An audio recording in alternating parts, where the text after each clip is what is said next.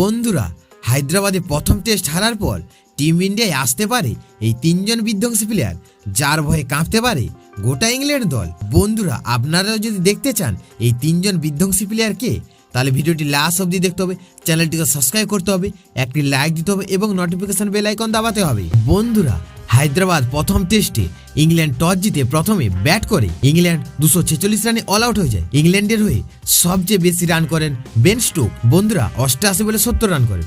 বন্ধুরা, ইন্ডিয়ার হয়ে সবচেয়ে বেশি 3টি করে উইকেট নেন রবিচন্দ্র অশ্বিন ও রবীন্দ্র জাদেজা। ইন্ডিয়া 436 রানে অল আউট হয়ে যায়। ইন্ডিয়ার হয়ে সবচেয়ে বেশি রান করে রবীন্দ্র জাদেজা 87, KL রাহুল 86 ও যশস্বী জয়সওয়াল 80 রান করেন। বন্ধুরা, সেকেন্ড ইনিংসে 420 রান করেন। ইংল্যান্ডের হয়ে সবচেয়ে বেশি রান করেন অলি পপ, 278 বলে 196 করেন। সবচেয়ে বেশি উইকেট নেয় জসপ্রীত বুমরা 4 উইকেট ও রবিচন্দ্র অশ্বিন নেয় 3 উইকেট। বন্ধুরা, ইন্ডিয়া 222 রানে অল আউট হয়ে জিতা ম্যাচ হেরে যায়। বন্ধুরা, সেকেন্ড টেস্টে আসতে পারে এই তিনজন বিধ্বংসী প্লেয়ার। সরফরাজ খান দক্ষিণ আফ্রিকার বিরুদ্ধে ভারতের দলের হয়ে দুর্দান্ত পারফরম্যান্স করে দেখিয়েছিলেন। বন্ধুরা, তারপর ইংল্যান্ড লায়ন্সের হয়ে ঘরের মাঠে আনঅফিসিয়াল টেস্ট সিরিজে নিজের প্রতিভার পরিচয় দিয়েছিলেন।